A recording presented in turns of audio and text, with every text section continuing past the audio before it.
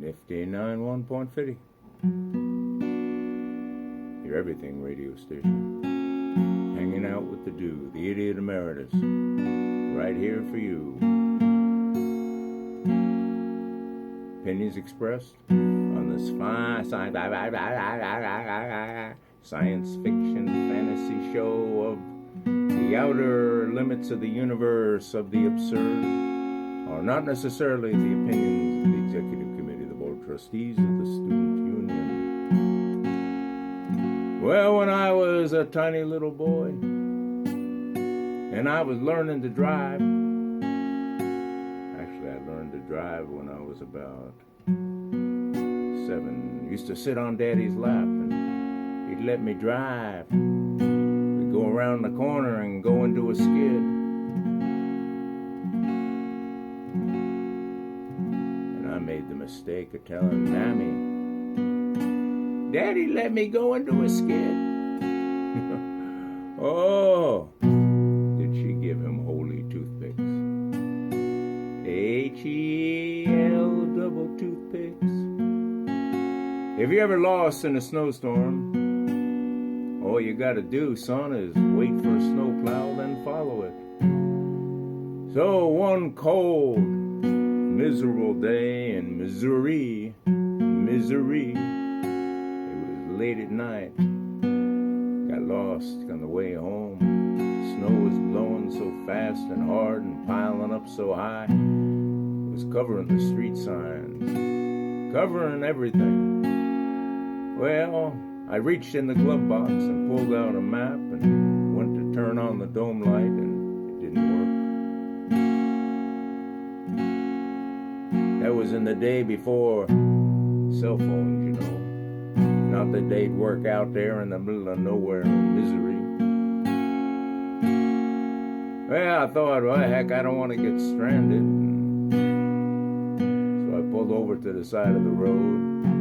Then breaking through the Furies, I saw the headlights of a plow truck in my rearview mirror.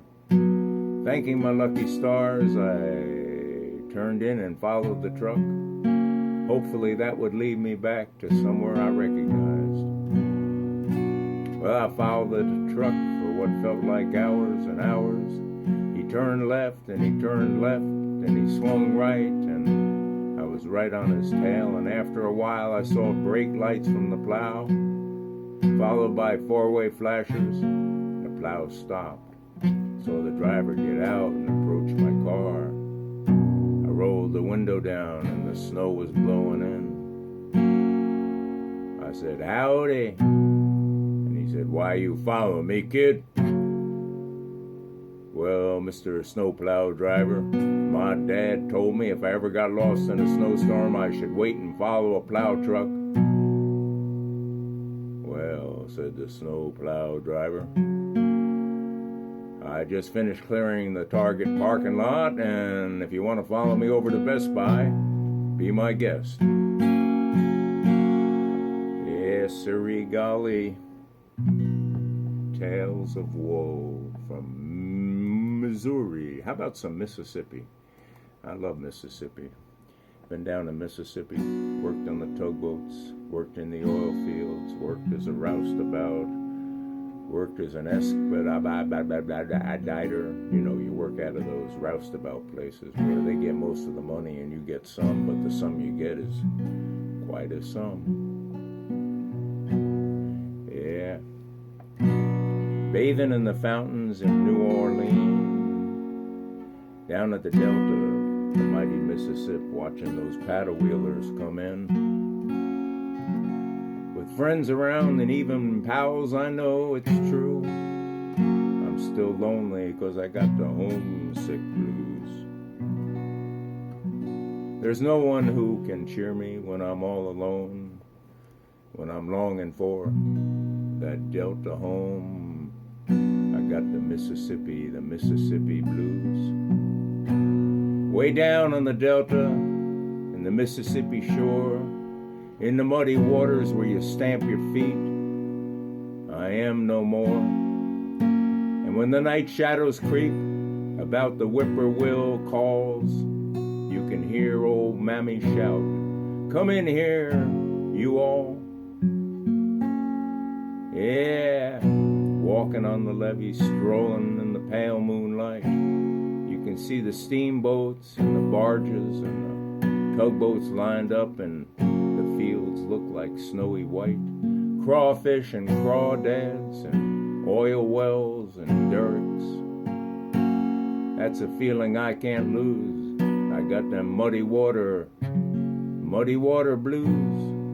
And when I get the Mississippi Delta blues, I long to hear them talk and sing them old melodies like Swanee River and Old Joe, and sweet magnolia perfume floating on the breeze, way down south where I long to go, way down south at the delta of the Mississippi shore. In the muddy waters I long once more, when the night shadows creep about the whippoorwill calls. You can hear old Mammy shout, come in here you all.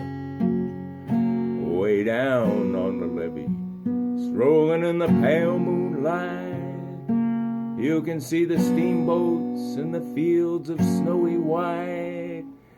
That's a feeling that I can't lose. Stomping my feet, I got the muddy water blues. I got the Mississippi Delta blues. Got the Mississippi Delta blues.